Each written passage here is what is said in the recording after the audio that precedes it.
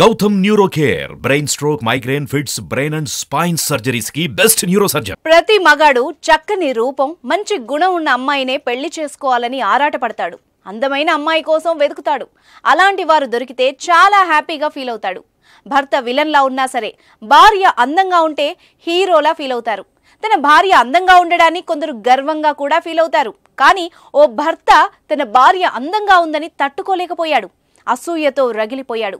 100% love ఉండాల్సిన చోట 100% sadism ప్రదర్శించాడు. భార్య అందంగా ఉందని అంతమొందించాడు. అంతేకాదు, కూతుర్ని కూడా వదిలేడు ఆ రాక్షసుడు.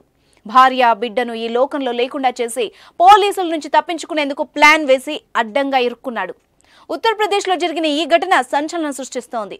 ఉత్తరప్రదేశ్లోని లలిత్పూర్ సమీపంలోని చాంద్మారి గ్రామానికి చెందిన నీరజ్ కుష్వా 2 ఏళ్ల క్రితం మనీషాను వివాహమాడాడు. వారికి 7 ఏళ్ల వయసున్న కుమార్తె ఉంది. మనీషా చాలా అందగత్తె. ఆమెకు రీల్స్ చేయడం అలవాటు. సోషల్ మీడియాలో ఫాలోయింగ్ ఆమెకు ఎక్కువగానే ఉంది. ఇదే నీరజ్కు నచ్చలేదు. భార్య అందంగా ఉండడాన్ని తట్టుకోలేకపోయాడు. ఆమె బాగా రెడీ అయినా జీర్ణించుకోలేకపోయేవాడు. ఈ క్రమంలోనే భార్యకు విడాకులిచ్చి ఆమె చెల్లెల్ని పెళ్లి చేసుకుందామని నీరజ్ భావించాడు. ఈ విషయం పసిగట్టిన మనీషా తన భర్తను నిలదీసింది. ఇదే విషయంలో సోమవారం అర్ధరాత్రి భార్యాభర్తల మధ్య గొడవ జరిగింది. అది కాస్త పెద్దది కావడంతో నీరజ్ కోపం పట్టలేక భార్య మనీషాను, కూతుర్ని కూడా క్రికెట్ బ్యాట్తో కొట్టి చంపేశాడు. ఆ తర్వాత ఇల్లంతా చిందరవందర చేసి ఇంట్లోని బంగారు నగల్ని దాచిపెట్టి పోలీసులకు కబురు పెట్టాడు.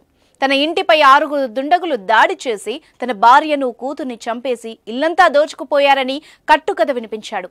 తనను తాను గాయపరుచుకొని పోలీసులను పక్కదోవ పట్టించాలని భావించాడు. కానీ పోలీసుల ముందు నీరజ్ పప్పులు ఉడకలేదు. తమదైన శైలిలో విచారించి నీరజే అసలు నిందితుడని తేల్చారు. చివరికి చేసిన తప్పు ఒప్పుకున్నాడు. తన భార్య అందంగా రెడీ అయి రీల్స్ చేసి సోషల్ మీడియాలో పోస్ట్ చేయడం తనకు నచ్చలేదని, ఆమె చెల్లెల్ని వివాహం చేసుకునే ఉద్దేశంతో భార్యను, కూతుర్ని మట్టుబెట్టినట్టు ఒప్పుకున్నాడు.